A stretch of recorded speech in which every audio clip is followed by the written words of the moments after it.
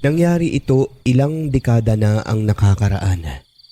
Matagal na, tuwing may okasyon, ay pumupunta kami at nagtitipon-tipon sa lugar ng aking biyanan sa isang baryo sa Marbel, South Cotabato.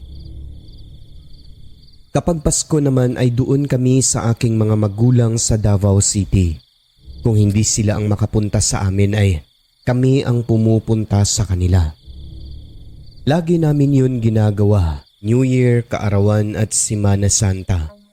Hindi iyon pumapalya dahil siguradong magtatampo ang aming mga magulang kapag hindi kami nakadalaw sa kanila.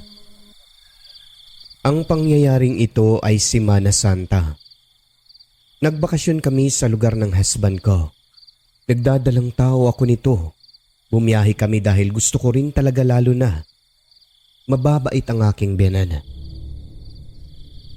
Sa tuwing nandudoon kami, ay nagluluto sila ng masasarap na kakanina. Talaga namang paborito ko. Medyo excited pa nga ako noon kasi may lugar doon kung saan kami nakabili ng mura at preskong hito. Tapos yung paborito ko na sugpo. Sabi ko sa aking asawa, "Han, diretso na lang muna tayo sa yung nagbebenta ba ng mga hito?" "Sige bebe, walang problema. Ikaw pa love na love kita." Isang beses pa lang kasi kami nakapunta dati sa binilhan namin na yon. At pagdating nga namin sa naturang lugar ay wala na po yung mga nagbebenta. "Lumipat na siguro," sabi ng aking asawa. So dumiretso na lang kami pero bandang mga alas 5 ng hapon ay naghanap na lang po kami ng iba. May nakita kami, agad naming nilapitan. Sila pa rin yung dating binilhan namin pero doon na sila pumwesto. Lumipat lang pala. Bumaba na ng sasakyan at dahan-dahan na kaming naglakad ng aking asawa. Hinanap ko yung nagtitinda dati pero wala na siya. Ibang mukha na ang mga nakita kong nagbabalandra doon ng mga paninda. Mura kasi sa kanya noon tapos malalaki pa kaya sabi ko sayang. Habang kami namimili, ay isang matandang lumapit sa akin. Dumidikit siya at namimili rin ito ng mga hito. May bitbit siyang plastic na balot na balot. Magdidilim na noon. Tanong siya ng tanong sa tindera. Nagtatanong din sa akin. Maayos naman itong makipag-usap at sabi ko nga, gusto ko sana yung malalaking sugpo kaso wala na yung dating binilhan ko. "Baka lumipat na," sagot niya sa akin. Oo nga po sayang kasi mura sa kanya. At saka galing daw mismo sa kanila yung mga alagang hito na yon. Tatango siya, tatawa, tititig sa akin. Pagtitigan ko, hindi makatitig tapos nagkukwento-kwento. Bigla siyang nagkwento. Ang sabi niya, mas gusto niya yung karne lalo na kapag medyo hilaw. Iba pa rin daw ang lasa nun at hinding-hindi niya ipagpalit sa kahit na anong pagkain. Biniro ko siya, sabi ko, "Edi medyo karniboro ka na." "Anong karniboro?" "Yung kumakain ng hilaw na karne. Yung parang aswang ba?" Sagot nito na medyo nag-iba ang tono ng boses. Si nanay naman, biro lang naman po." Tumawa na naman siya. At ayun, nakikipagkwento na naman. Tanong ko ulit sa kanya, "Bakit ka namimili ng isda nay kung mas gusto mo naman pala ang karne?" Kasi minsan lang naman ito. Makatikim rin ng isda." Nang mga sandali na yon, napansin na namin na may kakaiba sa kanya, pati na yung tendera. Habang tumatagal ang pag-uusap namin, mararamdaman mo talaga na may mga bagay na mali o hindi normal sa kanya. Pabalik-balik at minsan ay talagang walang koneksyon ang mga lumalabas sa kanyang bunganga. Tapos, bigla-bigla na lang tutulo ang laway niya. Nakakadiri lang dahil hinihigop niya pa ito. Nang makabili na nga kami ay umalis na at naglakad na kami ng aking mister patungo sa aming sasakyan. Hindi namin namalayan. Sinundan pala kami ng matanda hanggang sa may sasakyan namin. Nagulat na lang kami, nagsalita sa aming likuran. "Day, sandali." E di napalingon kami. Bigla niyang inalok yung kung anong laman na bitbit niya sa kanyang plastic. "Day, gusto mo ito? Ito." "Ay, nakakagulat naman po kayo. Ano ba yan, binibenta niyo?" Hindi. Bigyan lang kita. Ito, sige na, halika. Tignan mo." Binuksan niya ang kanyang plastic. Napaatras ako pati na ang aking mister. Dahil ang laman ay puro mga bituka ng kung anong hayop. Hayop ba yun o tao? Basta may mga buhok-buhok pa tapos. Sobrang langsa. Napabulalas ako ng tanong, sabi ko, "Ano yan, manang?" Sumagot naman ng aking asawa at sabi niya, "Halika na, mahal. Hayaan mo na siya. Halika na, sakay na." Sa puntong yon, pareho na kaming kinabahan ng mister ko dahil kakaiba na ang titig ng matanda sa akin at naglalaway ito ng tuloy-tuloy. "Sakay na, dali." Nang bigla na lang hinagod ng matanda ang aking tiyan sabay sabing, "Ang laki na ng tiyan mo." Nagulat ako. Kaya napabulalas ako ng tanong sa kanya, "Bakit mo ako hinawakan?" Pampaswerte lang yan, Day." Sagot niya pagkatapos ay dali-daling umalis. Hindi na kami nakapagsalita at sumagot at agad nang sumakay pagkatapos ay umalis. Habang nasa loob ng sasakyan pa uwi, nalalanghap pa rin namin yung napakalansang amoy. Hindi naman namin binigyan ng maling kahulugan yung paghagod niya sa aking tiyan. Ang sabi ng aking mister, yung malangsa raw na amoy baka dumikit sa damit ko. Kasi ako yung malapit sa plastic ng matanda. Aniya baka dumikit eh. Hindi naman, sabi ko sa kanya. Inaamoy-amoy ko ang damit ko pero hindi nanggagaling doon ang mabahong amoy. Pero baka yung hinawakan ako ng matanda sa tiyan, sabi ko pa. Ngunit nung inaamoy-amoy ko naman yung part ng damit ko na yon kung saan niya ako hinawakan ay wala rin akong maamoy na langsa. Ewan ko ba? Parang hangin ito na nakasunod lang sa amin. Pagdating nga sa bahay ng benan ko, ay nagtaka sila bakit daw ako naligo agad. Buntis pa naman. Nabanggit namin sa kanila ang ginawa ng matanda.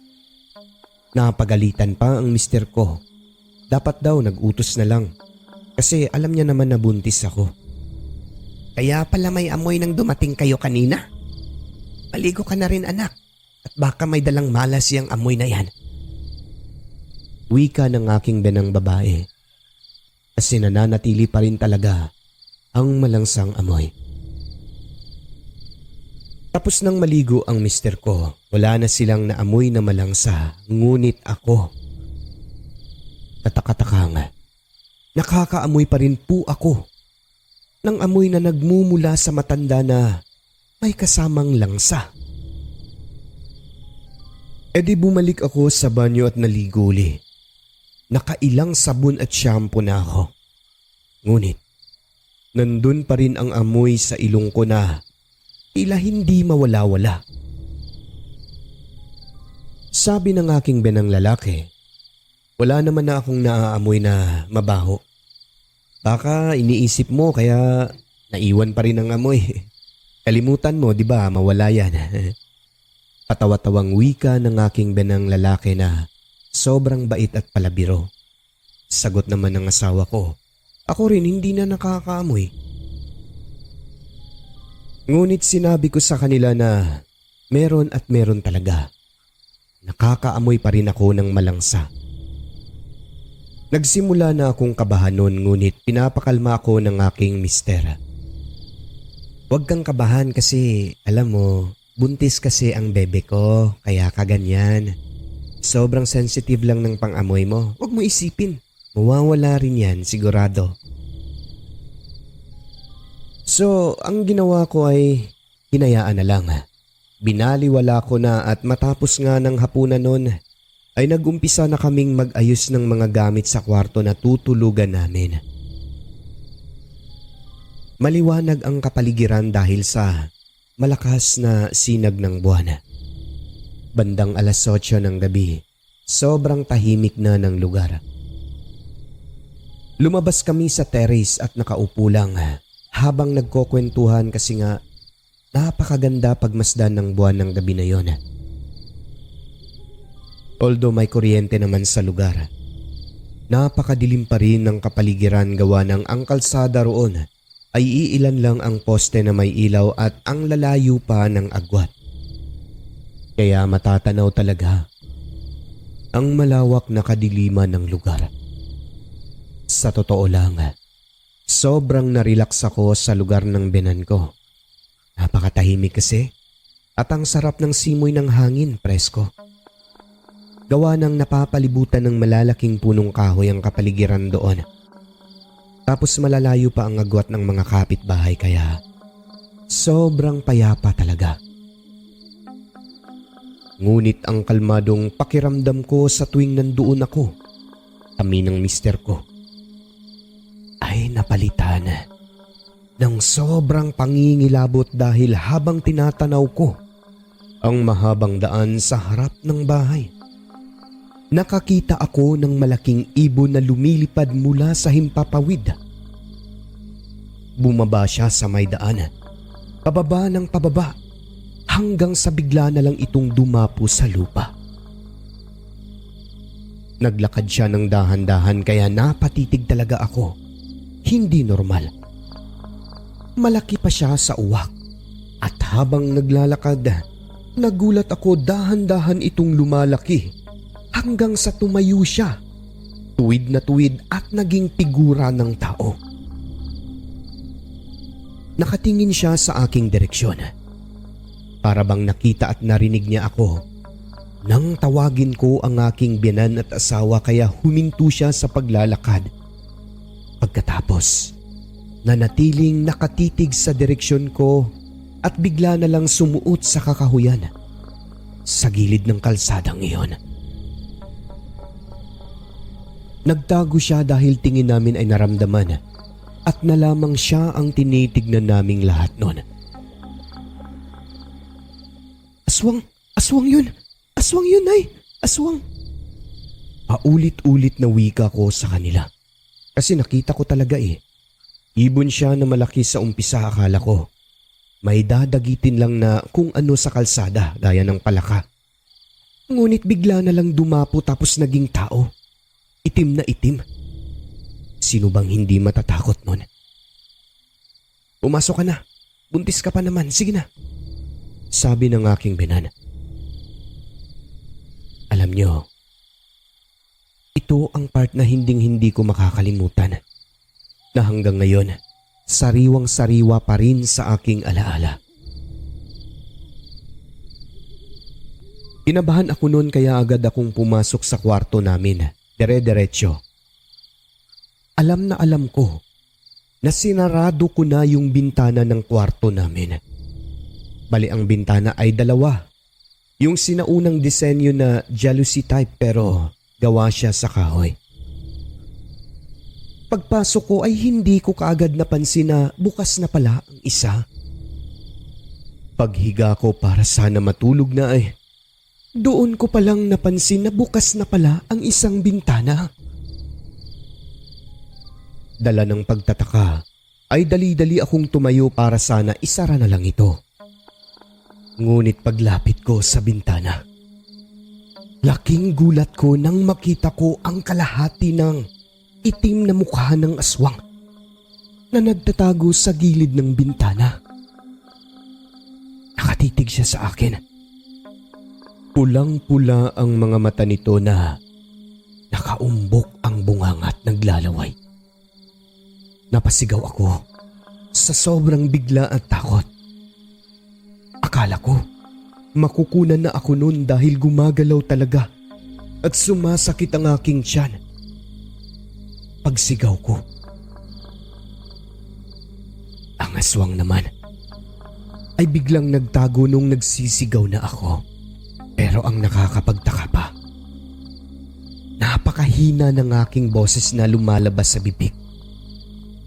Yun bang parang paos? Pero may lumalabas din na malakas na tinig kaso nga putol-putol. Ganun pa man, narinig pa rin nila ako. Nang dahil doon, dali-daling pumasok ang aking asawa mula sa terrace. Ako naman, dali-daling tumakbo palabas kaya nagkasalubong kami sa pintuan. Parang slow-mo yung galaw ko pati mga reaksyon. Siguro dala lang ng takot. Hindi lang ako sigurado. Pero kakaiba talaga at mahina ang aking boses. Iyak na ako ng iyak sa sobrang nervyos. Pinakalma nila ako dahil baka anong mangyari sa aking anak. Kaya hayun pinilit ko na lamang na kumalma. Kaso napapaiyak talaga ako dahil nakikita ko pa rin sa aking isipan ang itsura ng aswang na sobrang nakakapangilabot talaga. Pulang-pula ang mata nito, ang mga buhok ay magulo at ang dila sobrang haba na katulad sa mata nitong pulang-pula rin na gumagalaw. Hinding-hindi ko makakalimutan ang itsura nun kahit ngayon sariwa pa rin. At yun na nga, nagkatensyon sa bahay ng gabi na yon. Ang biyenan kong lalaki ay lumabas ng bahay na may dalang baril. Nakita ko siyang sobrang seryoso na hindi naman siya ganun pagkakilala ko. Palabiro siya Ang aking asawa naman, kinuha ang samurai ni biyenan at dinala niya sa labas. Hinanap nila ang aswang. Nagpaikot-ikot sila ng ilang beses sa aming bahay doon. Ang biyenan kong lalaki umakyat pa nga sa bubong dahil may narinig kaming kumalabog doon pero wala na silang naabutan. Umalis na ang aswang at ang naiwan na lamang ay ang bakas nito. Mga kamay at paa sa pader ng bahay namin, paakyat papunta sa bubong. Na kung titignan mo, nakakapangilabot talaga. Animoy walang kahirap-hirap na gumapang ang aswang sa pader ng bahay paakyat sa taas. At eto pa yung hinding-hindi ko makakalimutan. Noong nakita ko ang aswang sa bintana, naamoy ko ang amoy nito na sobrang langsa. Yung katulad sa amoy na hindi mawala-wala nung galing kami sa palengke. Isang amoy na sabi ng aking mga biyenan ay marka ng aswang. Yung matanda umano na humagod sa tiyan ko ay isang aswang na minarkahan ako upang masundan. Sobrang takot ko nun, pero pinapalakas nila ang aking sarili. At yun na nga, ang biyenan kong babae ay nagsaboy ng asin sa palibot, naglagay din ng mga dinikdik na bawang. Sa ilang oras nilang pagbantay at paikot-ikot sa labas ng bahay, yung asawa ko at biyenang lalaki ay hindi na bumalik ang aswang. Kaya pumasok na lang sila at nilak ang mga pintuan. Tabi-tabi kaming natulog lahat upang mabantayan din ako. Sa awa naman po ng Diyos ay nakatulog ako. Naramdaman ko rin kasi nung nagtabi-tabi na kami na safety na ako. Mabilis lang akong nakatulog. Mabilis din nagising. Tinignan ko sila, tulog na lahat. Nang bigla na lang akong nakaramdam ng sobrang paninigas sa tiyan. Pagmulat ko, diretso kong nakita ang parang uod sa kisame. Nadahan-dahang bumababa papunta sa aking tiyan. At nang lumapat na nga ito, pilit akong pumipiglas at nagsasalita pero hindi ako makagalaw. Mahapdi yung dila, parang may mga matutulis. Ang bibig ko, gaya ng aking tiyan ay matigas. hanggang sa nakita ko ang mukha ng aswang sa butas ng kisame. Ang dila niya pala yun. Tumagos dun gumapang papunta sa aking tiyan. Wala akong magawa, umiyak na lang ako dahil nararamdaman kong mainit na ang aking tiyan. Nagdasal na lang ako sa aking isip hanggang sa bigla na lang akong nagising na nakaharap sa akin ang aking asawa at 2 binan. Nasabi ko na lamang na salamat. Salamat Panginoon. Dahil bangungot lang pala. Napanaginipan ko ang aswang na gustong kunin ang anak ko sa aking sinapupunan. Pero mabuti na lang, hindi ako pinabayaan ng Panginoon. Nang dahil sa pangyayari, minabuti nila kaming pauwiin na sa aming lugar gawa ng mukhang nanganganib ang buhay ko pagkat may aswang talaga na nagnanais makuha ang aking anak. Pero bago kami umalis, dumaan muna kami sa isang albularyo sa kabilang barangay. At habang tinitignan ako, tinatawas, doon ay nakumpirma. May isang nilalang nga na gustong kumuha sa baby ko sa aking sinapupunan. Kaya raw pala ako nasundan ay dahil namarkahan ako ng aswang.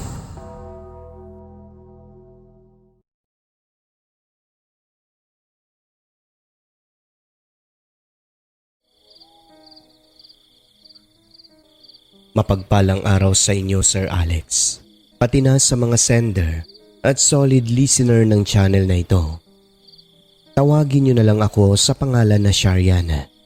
Ibabahagi ko lang itong experience namin sa aswang sa Negros Occidental kung saan kami naninirahan noon.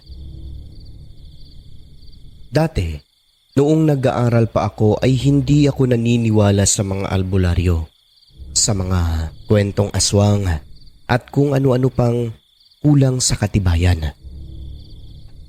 Maraming mga kwentong naririnig noon pero hanggang kwento lang, wala talagang katibayan kaya kako, walang aswang. Hindi sila totoo, gawa-gawa lang upang takutin ang mga bata. Hanggang sa ako na mismo ang makaranas. Taong 1997, buntis ako nito sa unang anak. Naninirahan pa kami sa isang liblib na barangay sa Negros Occidental sa bahay ng mga biyanan ko. Simple lang ang bahay nila. Tipikal na yung makikita po sa probinsya na nakaangat sa lupa. May hagdan na mga 5 hakbang kung hindi ako nagkakamali. Gawa sa sawali ang dingding. May portion na plywood. Pawid naman ang bubong. May silong na mataas kasya ang tao sa ilalim pero kinakailangang magyuko konti. Magmula nung mabuntis ako, Sir Alex, ay gabi-gabi kaming nakakarinig ng mga pagkaluskos sa silong ng aming bahay.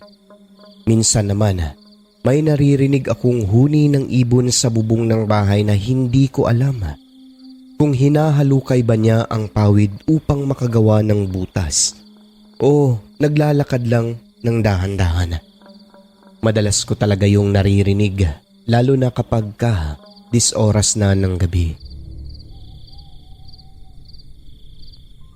Minsan, ano yun dong? Karaniwang tanong ko sa aking asawa kapag makarinig ng kakaibang ingay sa labas ng aming bahay. Ang laging sagot naman ng aking asawa, "Daga lang yan, mahal. Matulog ka na at tumagilid ka lang." Ano? Mas gusto kong ganito nakatihaya. Pero bakit mo naman ako pinapatagilid? Kasi yan ang sabi ng matatanda. Para hindi basta-basta maaswang. Alam mo na yun. Ha? Siguro aswang yung humuhuni dyan sa bubong no. Minsan dyan sa silong. Ganun pala ang tinig ng aswang. Hindi. Ibon lang yun. Patulog na nga tayo, mahal, kasi maaga pa bukas Mga sagot ng mister ko noon upang hindi ako matakot. Hindi niya sinabi na yung mga naririnig namin doon tuwing gabi ay aswang na pala. Ngunit Nagsimula lang akong matakot noong minsang narinig ko talaga ang boses ng aswang na parang nasa tenga ko lang humuni. Alam niyo yung tinig ng pato? Ganun na ganun po. Nakadikit kasi ang higaan namin sa dingding ng mister ko, tapos bigla siyang humuni sa gilid ko. E di, kinilabutan talaga ako. Pakiramdam ko nasa tabi ko lang eh. Hanggang sa isang gabi pa, may naririnig kaming napakalakas na huni ng aswang mula sa tubuhan papunta sa direksyon ng aming bahay. Maaga pa noon, agad na pumasok ang binan kong babae at nagbigkas ng aswang. Ang mga binan ko, sir, hindi talaga ako tinatakot noon. Hindi nga sila nagbabanggit tungkol sa mga aswang sa lugar nila eh. Kahit na minsan maririnig ko talaga ang huni ng mga ito ng mahina. Para lang hindi ako matakot, hindi sila nagbabanggit noon. Subalit ng gabi na yon, napasambit talaga ang binan kong babae ng Diyos ko. Agresibong aswang na naman. Nagmamadali siyang umakyat sa bahay namin at kinuha niya ang damit na itim tapos pinasuot sa akin. Suotin mo yan dali para hindi makita ang bata sa tiyan mo. Ginapangan talaga ako ng takot, Sir Alex. Sa buong buhay ko kasi, doon lang po ako nakaranas na inaswang at nasabing totoo talaga ang mga nilalang na ito. Ayon pa sa aking binan, may mga bantog na aswang sa lugar na iyon. Ang iba naglalako ng kung ano-ano pero ang pakay talaga ay maghanap ng pwede nilang mabiktima. Naikwento ko sa kanila, sir, na isang araw ay may huminto na matanda na naglalako ng gulay sa tapat ng bahay namin.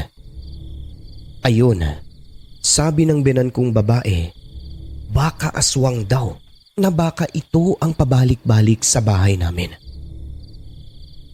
Inilarawan ko sa kanila, ayon, may hinala na ang aking mga binan kung sino ito. Mula noon, sa tuwing maririnig ng mga binan ko ang tunog ng aswang, napapalapit sa aming bahay ay tinatakpan niya kaagad ng itim na tela ang aking tiyan. Minsan, nung tanungin ko ang aking binang babae, nalaman niya raw ito mula pa sa kanyang lola. Ginagawa umano ito ng mga ninuno nila para malito ang aswang kung saan nagmumula ang mabangong amoy ng sanggol dahil hindi nila makikita. Yun daw talaga ang purpose nun. Ilang araw ang lumipas ay lumapit po kami sa isang albularyo ayon na rin sa kagustuhan ng aking mga binana. Sa sumunod na araw, nagpunta sa aming bahay ang albularyo. Naglagay sila ng kung ano-ano sa mga sulok ng bakuran namin. Proteksyon daw.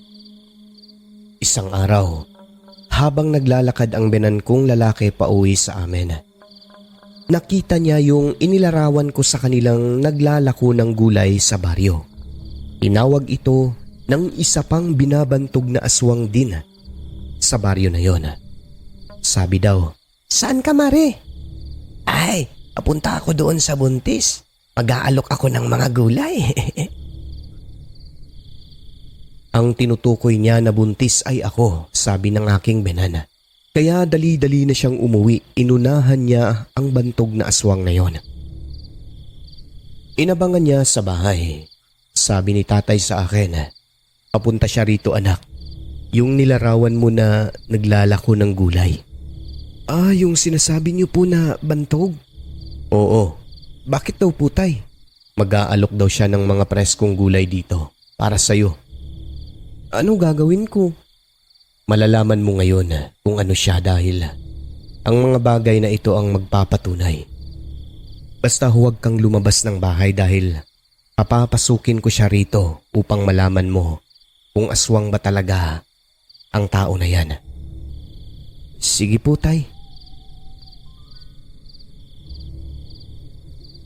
Ipinakita ng aking binang lalaki ang kanyang langis na ayon sa kanya, kukulo kapag may aswang. At dahil sa nilagay ng albularyo ay hindi umano makakapasok sa bakuran namin ang aswang. Kung aswang man talaga ang taong iyon. Hindi nga nagtagal, Sir Alex. Dumating ang maglalako ng gulay na si Aling Bergie. Tao po, gulay! Gulay kayo dyan! Pagtatawag nito habang papalapit siya sa gate ng bakod naming kawayan. Nung malapit na talaga siya, ay sinalubong siya ng aking binang lalaki. Pumasok ka, Bergie. Bibili ang anak ko ng mga gulay mo. Halika, doon tayo sa loob. Ngumiti naman kaagad ang matanda. Akma na siyang papasok sa gate na kawayan pero nagulat ako sa aking nakita. Bigla na lang po siyang parang nakuryente, Sir Alex, nang medyo dumikit siya sa linya ng gate namin. Kitang-kita ko ang reaksyon nito. Nasaglit na nayo ang mga buhok niya sa ulo. Tapos nanlaki ang mga mata at napatingin siya sa gate namin na kawayan. Sunod nun ay tumingin siya sa binan kong lalaki na hinahawakan ang langis na kumukulo, lantaran, upang makita ni Vergie na meron siyang ganon. Pagkakita ng pinaghihinala ang aswang, ay agad itong yumuko at kunyari may hinahanap siya sa kanyang basket. Tapos sabi niya, "Ay, sandali, may nakalimutan pala ako." Sabay lisan at nagmamadali. Napailing na lang ang binan kong lalaki. Lumapit siya at nagtanong, "Oh, nakita mo ba?" "Opo, tay. Totoo nga." "Eto, tignan mo." Nakita ko talaga, Sir Alex. Gumagalaw pa ang laman ng langis na hawak ng aking binan. Yung mga ugat-ugat gumagalaw at naglalabas ng bula. Doon ko nasabi na totoo talaga ang mga aswang.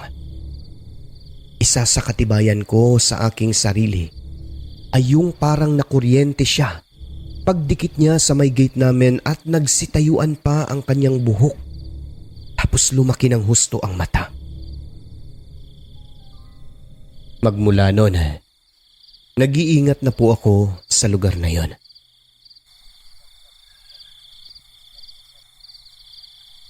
Ipinanganak po ako at lumaki sa Negros. Mahirap ang buhay namin doon. Namulat ako sa pagtutubo o yung pamilya namin. Kung hindi ako nagkakamali, taong 1993 kung kailan 16 na taong gulang na ako nang mangyari ito. 2 lamang po kami na magkapatid. Kahit mahirap po ang buhay namin sa probinsya, kahit papaano, nakakakain naman po at nakakapag-aral. Mula nung bata pa lang kami, lagi kaming pinapaalalahanan na huwag magpagabi dahil nauuso ang kababalaghan sa aming lugar. Buti sana kung kababalaghan lang. Walang nasasaktan pero hindi ganon. Maraming kwentong pasalin-salin mula sa matatanda tungkol sa mga aswang. Naalaala ko pa, isang umaga, Sir Alex, habang naglalakad kami patungo sa eskwelahan. May nadaanan kami ng kapatid ko na umpukan ng mga tao sa tubuhan. Dala ng pagtataka at kuryosidad, nakiosyoso rin kami ng kapatid ko. Saglit lang naman yon kasi nga may pasok pa kami. Narinig namin ang sinasabi ng mga kabaryo naming nandudoon. Kagimbal-gimbal pala ang nangyari, Sir Alex. Kawawa naman si Inday. Bakit? Ano nangyari sa kanya? Pinatay siya ng aswang. Tignan niyo oh, labas talaga yung lamang loob niya. Diyos ko, nagsisimula na naman sila. Nangyayari na naman ang nangyayari noon. Ang mga aswang, sumasalakay na naman sila. Sabi nung mga kabaryo naming nakapalibot sa bangkay ng kaawa-awang bata. Ayon sa matatanda, noong unang panahon, ang mga aswang ay hayop lamang ang binibiktima sa aming lugar. Ngunit sa bawat pagdaan ng panahon, ay unti-unti silang naging mabangis at mangtas. na pati tao. Nagsimula na silang mambiktima, sinimulan sa mga sanggol hanggang sa lumalala ng lumalala. Kaya naman naglikha ito ng takot sa buong baryo ng mga panahon na yon. Tuwing sumasapit na ang gabi ay hindi na nagtatagal sa labas ng mga tahanan ang mga kabataan. Tapos maaga na rin natutulog sa takot na baka sila naman ang mabiktima ng aswang na gumagalat ng bibiktima ng mga tao, mapamatanda man yan o bata.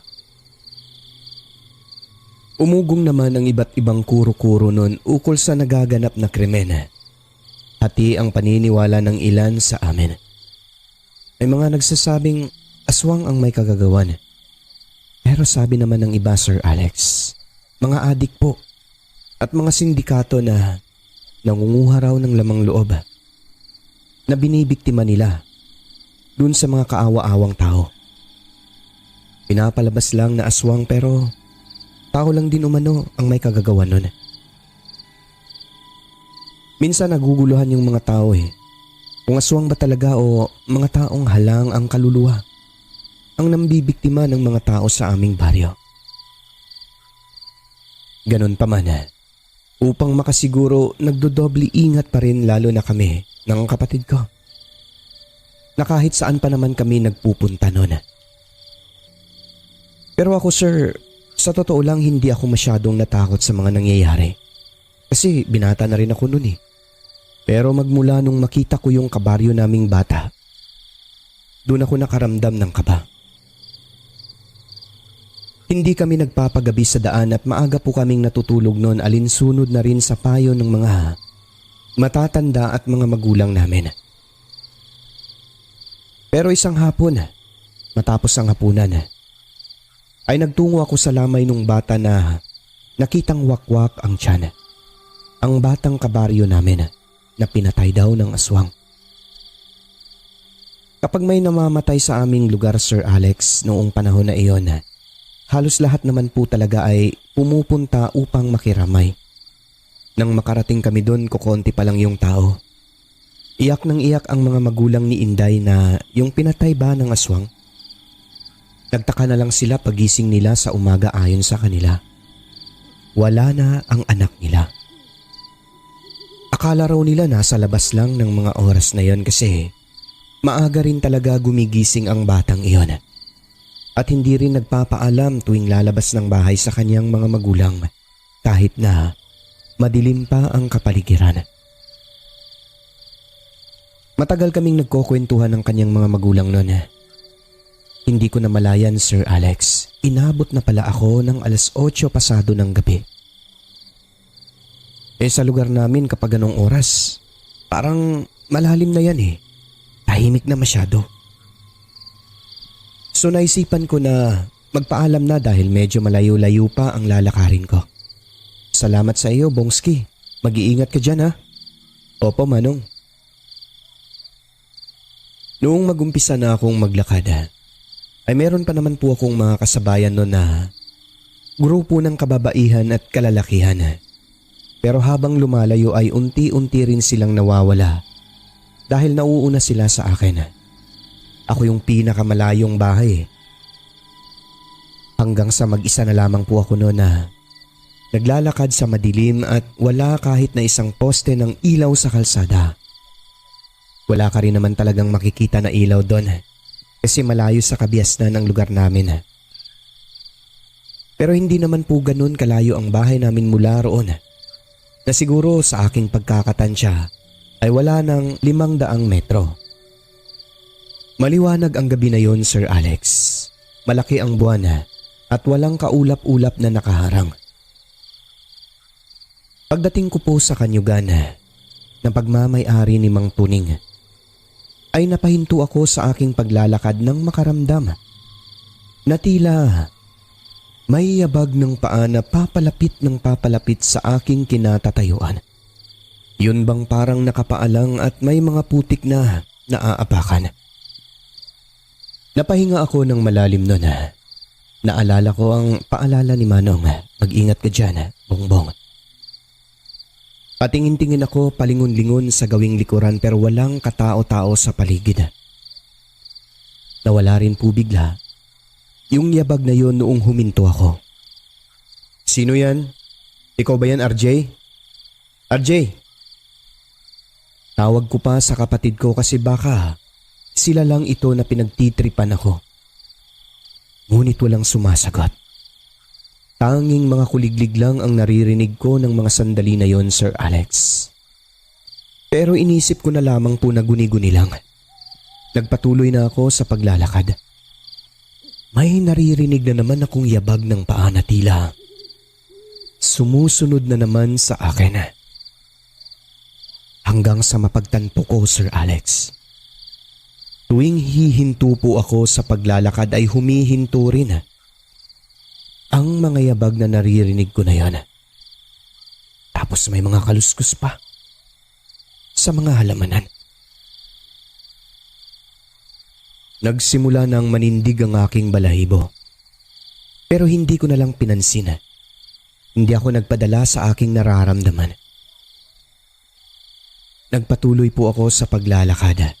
Dahil kakoy, lalo lamang ako matatakot kung mananatili akong nakatigil sa aking pinatatayuan. Nagmamadali na ako hanggang sa makalabas sa kanyugan.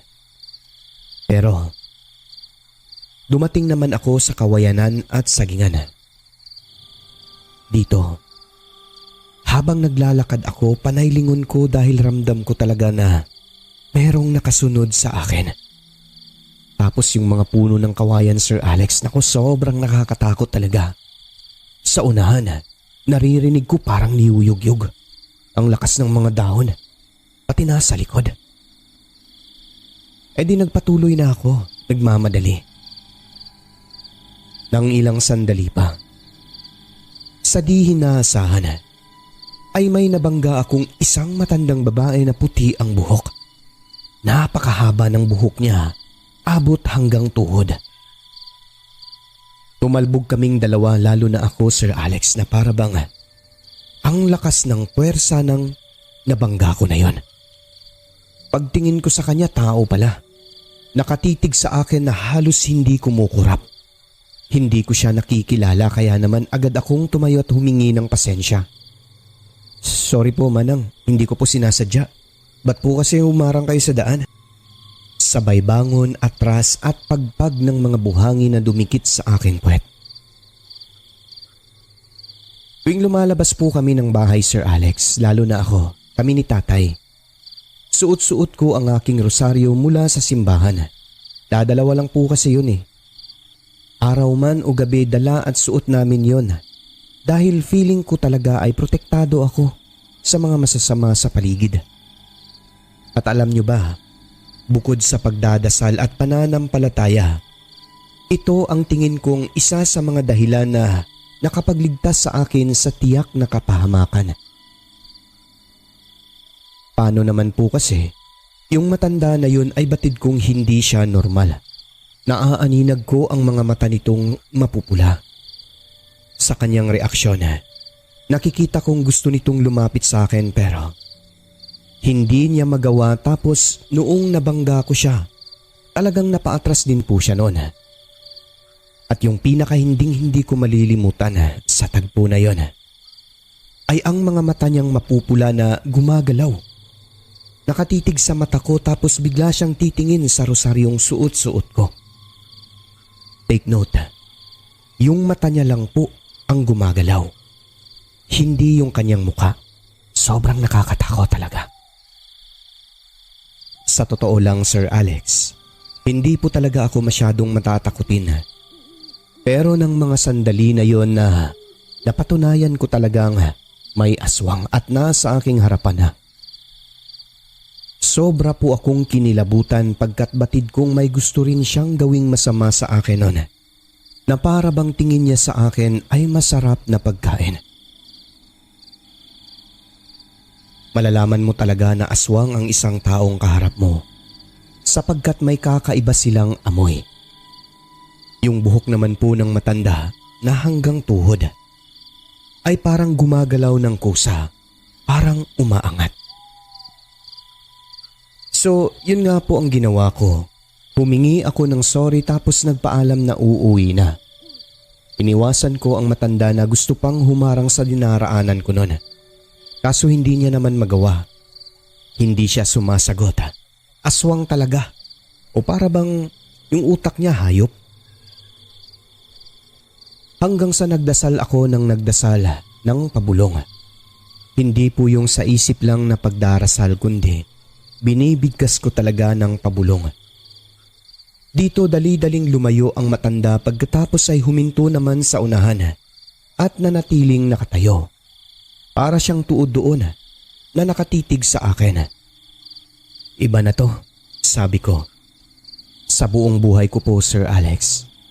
Yun ang unang pagkakataon na makaramdam ako ng matinding kilabot.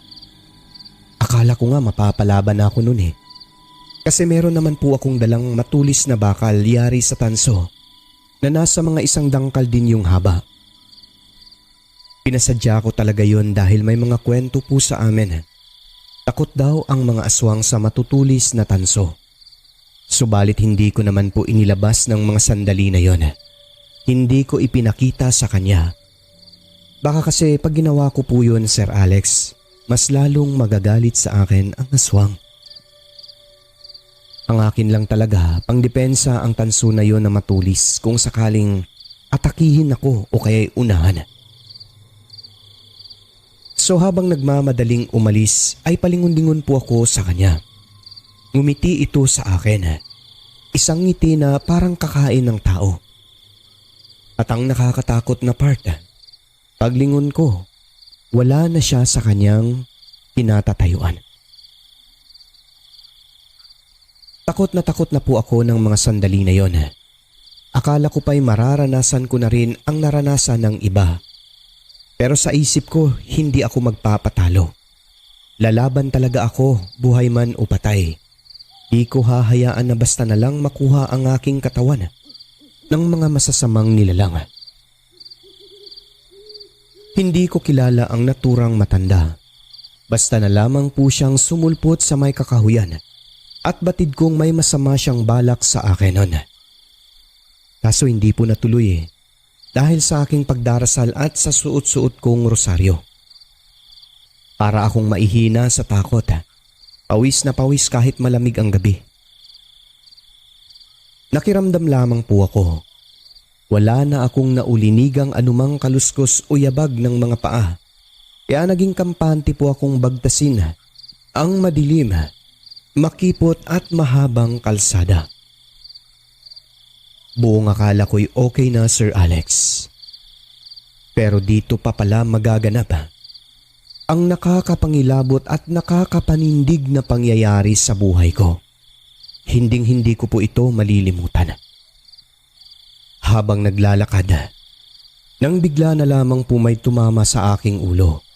Nawalan ako ng balanset nada pa. Halos mahilo ako o nahilo at nagdilim talaga ang aking paningin. Saglit na hindi ako nakabangon. Akala ko katapusan ko na. Pero hindi, ngunit munti ka na. Hindi ko nakita kung sino ang humampas sa ulo ko. Gusto kong sumigaw at humingi ng saklolo kaso wala talaga akong makitang tao sa paligid noon. Madilim na alam ko naman talagang walang tao na.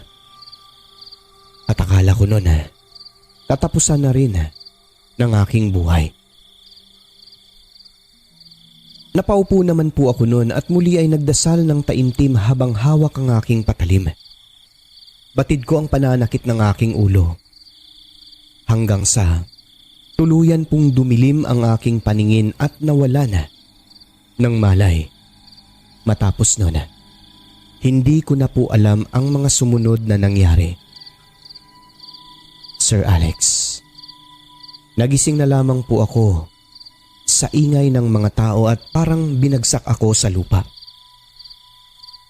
Alam niyo ba kung saan ko natagpuan ang aking sarili? Sa isang sementeryo na luma. At ako po ay nasa loob ng sakong kulay itim pero bukas naman yon. Dali-dali akong nagpupumiglas. Pagkatapos ay lumabas sa sako. Pagtingin ko sa aking tabi, May naaagnas na bangkay, nakakalibing pa lang. Binasag yung puntod niya at inilabas ang bangkay na yon. Nasuka talaga ako nang makapako ang bituka ng bangkay na nasa labas na rin ng kanyang sikmura. Kinapaka ko naman ang aking katawan kung may sugat ba pero wala naman po. Okay lang ako, kako. Pero hindi ko talaga alam kung sinong nilalang ang nagdala sa akin doon at isinilid pa sa sako kaya takot na takot ako. Hanggang ilang sandali lang dumating na nga ang nanay at tatay ko pati na mga tao. Mga kapitbahay sa aming baryo. Madaling araw na ng mga oras na yon, Sir Alex. 1:00 o 2:00. May mga sugat ako sa kamay at paa palatandaan na parang hinihila ako o binabagsak hanggang sa makarating sa sementeryong iyon. Sobrang pasalamat ko, buhay pa ako. Dali-dali naman nila akong tinulungan, pinatayo. Pero sa puntong iyon bagaman nanghihina, okay po talaga ang aking pakiramdam. Ang ulo ko lang masakit. Mabuti na lang, may nakakita Sir Alex kaya natulungan ako nila tatay. Ayon sa isang residente na kagagaling lang sa Lamay, si Mang Joseph. May nakita siyang matanda na may pasan-pasan na sakong kulay itim. Tila hirap na hirap ito sa pagpasan na para bang may matutulis na bagay sa loob ng sako kasi bigla-bigla na lang daw umaaray at nilalapag niya sa lupa ang sako niyang iyon. Nang makita ni Mang Joseph, syempre maawain yun sa mga matatanday. Tinanong niya ito at inalok na tulungan. Kaso bigla raw pinasan ng matanda ang sako at tumakbo. Nanlilisik ang mga mata nito. Itinakbo niya kahit na mabigat. Nang dahil doon, nagtaka talaga si Mang Joseph at isa pa. Hindi niya kilala ang matanda na yon, kumbaga hindi taga-baryo. Tiyempo rin naman na dumating si nanay at tatay, nakasalubong si Mang Joseph.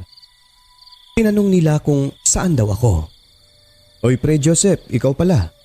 Nakita mo ba yung anak kong si Bong? Di pa kasi umuwi, gabing-gabi na. Ha? Hindi eh. Pero napansin ko kanina pa yun umuwi. Maaga pa yun eh. Ha? Pero hindi pa siya dumadating sa bahay eh. Kung ganun, saan kaya siya pumunta? Baka may girlfriend. Ay wala pang girlfriend ng bata na yun. Sumagot naman ang aking nanay at sinabing, Naku, baka kung ano na nangyari sa anak ko. Nasaan ka na Bong, umuwi ka na?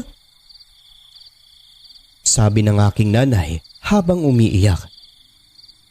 Nang bigla na lang naalala ni Joseph yung matandang babae na may pasan-pasan na sakong itim. Teka, yung matandang babae. Anong matandang babae pinagsasabi mo? Alam niyo naman na may aswang na umaatake sa ating baryo, di ba? Yung matanda na yun, bago lang. May pasan siya na sakong malaki. Parang gumagalaw yung sako eh. Hindi yun taga rito. At ang langsa niya.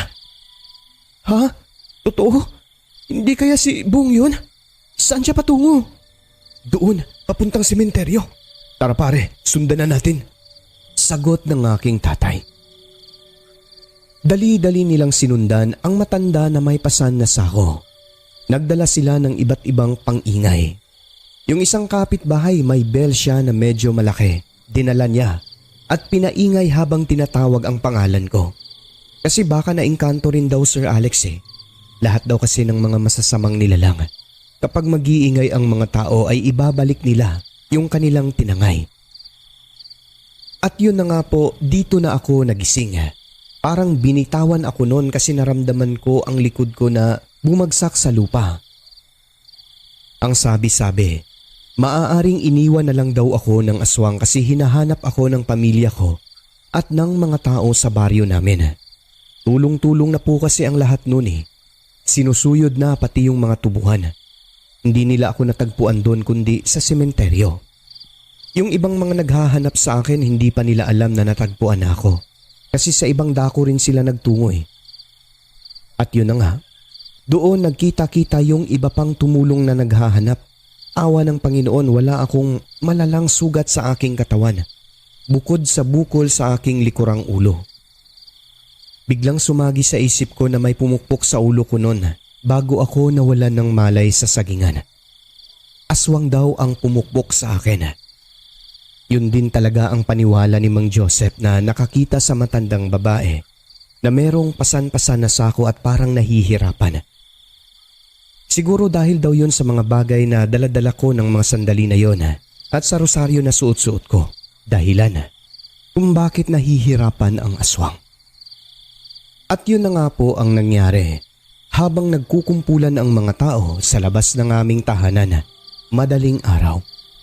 Bigla na lang dumating ang isang grupo ng kalalakihan kasama ang albularyo na naghahanap sa akin. Nahuli na namin ang aswang. Saan?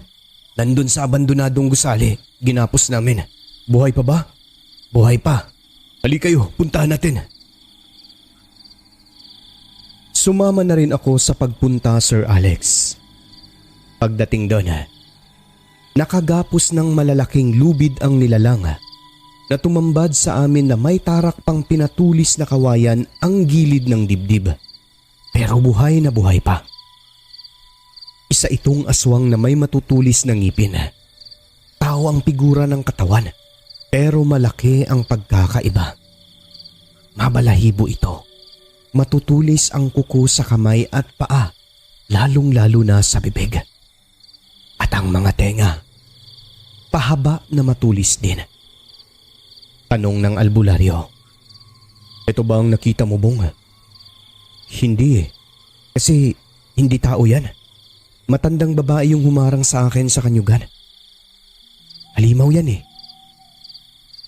Tao rin ito na ganyong aswang lang. Babae ito. Ikaw nung Joseph, ano sa tingin mo? Para sa akin, ang mga mata niya, mukhang siya nga. Siya yung nakita kong may pasan na sakong itim. Pareho sila ng mata eh. Pero yung buhok niya, hindi mahaba. Mahaba yan. Nagmumukha lang hindi mahaba kasi naging kulot sa pagkabuhaghag. Pero tignan mo. Sabay hinila ng albularyo ang buhok nito. Napakahaba nga. Abot hanggang tuhod. Dito'y kumpirmado, siya nga ang aswang. Sinubukan nila itong tanungin, Sir Alex, ngunit hindi talaga sumasagot. Nagpupumiglas at gustong mangagat ng tao pero sa bawat orasyon ng albularyo, umaatungal ito sa sakit at nagmamakaawa. Ang sabi ng mga tao ay papatayin na ito kasi salot sa baryo. Ngunit pinigilan ng albularyo dahil gusto niyang malaman muna ang pagkakakilanlan nito at kung saan nagmula. Patatagalin pa ba yan? Ano palang balak mong gawin? Tanong ni tatay sa albularyo. Dito na lang muna ito, pare. Kahit na ilang araw lang, mananatili muna siyang nakagapos. At hanggat hindi siya umaamin, pahihirapan ko muna. Sige, ikaw ang bahala. Pero siguraduhin mo na hindi yan makatakas, ha? Ako ang bahala. Umayag ang mga tao basta't siguradong hindi makatakas ang aswang. Lalong-lalo na yung mga pamilyang nabiktima talaga. Gusto na nga nilang patayin nun eh. So ang nangyari ay ginapos nila yung aswang na yon, kinadena pa. Pagputok ng liwanag, Sir Alex, nakakaawa ang hitsura ng aswang. Bumalik kasi ito sa normal na tao at dito ngayon nakumpirma talaga na yung matandang nakasalubong ko sa kanyugan ay siya rin po yung aswang na iyon. Siya rin po yung nakita ni Mang Joseph na may pasan-pasan na malaking sakong itim. Kinuha ng albularyo ang aking suot na rosaryo at pinasuot sa aswang. Sumisigaw ito, masakit daw at nagmamakaawa. Kitang-kita ko umusok talaga yung leeg niya noong dumikit ang rosaryo dito. Paliwanag pa ng albularyo. Buhay ang rosaryong suot ko dahil may basbas ito ng simbahan at kaparian. Itago ko at alagaan dahil isa ito sa mga bagay na makakapagligtas sa akin. At yun na nga po, tuwing umaga na sa normal ang matanda. Pero may mga gabi na bigla-bigla na lang nagiging aswang o halimaw. Nagpupumiglas pero hindi makaalpas. Malakas ito masyado ngunit sadyang hindi niya kaya ang lakas ng albularyo. Halos 1 linggo nila itong pinahirapan at pinapaamin. Pero hindi talaga. ni hindi nagsasalita. Hindi nila nalaman ang pangalan nito kaya naman tinapos na nila ang buhay. Pero bago yon, tinanggalan nila ng lana. Dito nagsimula ng manghina. Marami nang pinatay sa baryo ang aswang na yon. Kalimitan mga bata't sanggol. Mayroon din namang matatanda. At ako ang isa sa mga muntikan ng mapahamak. Na kung hindi lang siguro nakaramdam ng kakaiba ang aking nanay, malamang sa malamang patay na ako, Sir Alex. Yung nanay ko kasi, kwento ko na lang, habang hawak niya ang baso umiinom ng tubig, ay bigla po itong nabasag sa kanyang kamay at nahulog. Pagkatapos nun, naalala niya agad ako. Di niya rin alam kung bakit ako ang sumagi sa kanyang utak ng mga sandali na yon. Imbis na sa baso kasi nga biglang nabasag at nahulog Pero ako agad ang kanyang naisip. Parang may gabay daw na nagtimbre sa kanya na nasa panganib na ang aking buhay. Kaya dali-dali silang lumabas ni tatay noon. Sa awa naman po ng Panginoon, basta lagi po tayong nagsisimba, nagdadasal at nagtitiwala ng buo sa Kanya. Talagang hindi po tayo basta-basta mapapahamak. Ako, although nasaktan po ako noon pero buhay po ako, Sir Alex. Alam kong hindi ako pinabayaan ng ating Panginoon. Yun lang. Malaki ang utang na loob ko kay Mang Joseph. Isa rin po siya kasi sa instrumento na ginawa ng Diyos. Kaya po natuntun ako ng buhay sa sementeryo. Kung hindi niya po nakita yung matandang aswang siguro, pinagbiestahan na ako ng mga aswang na kasamahan ng matanda na iyon. Batid kasi namin sa baryo, Sir Alex, hindi lang iisa ang aswang na gumagala, kundi meron pang iba. Pati mga karatig baryo ganun din. Maingat sila. Pero noong nawala yung matandang mangtas na aswang sa aming baryo, tumahimik na kahit papano ang aming lugar. Wala nang mga hayop na namamatay at wala na rin batang nabibiktima. Wala nang dinumog at wala nang binagat ng aswang. Subalit hindi pa rin po talaga kami nagpakampante lang. Lalo pat malayo ang lugar namin sa kabayanan. Malalayo ang kapitbahay kaya naman. Kung ano ang nakagawian noon, ginagawa pa rin ng karamihan. Maagang natutulog yung mga tao, hindi na lumalabas ng bahay ang mga bata kapag madilim na.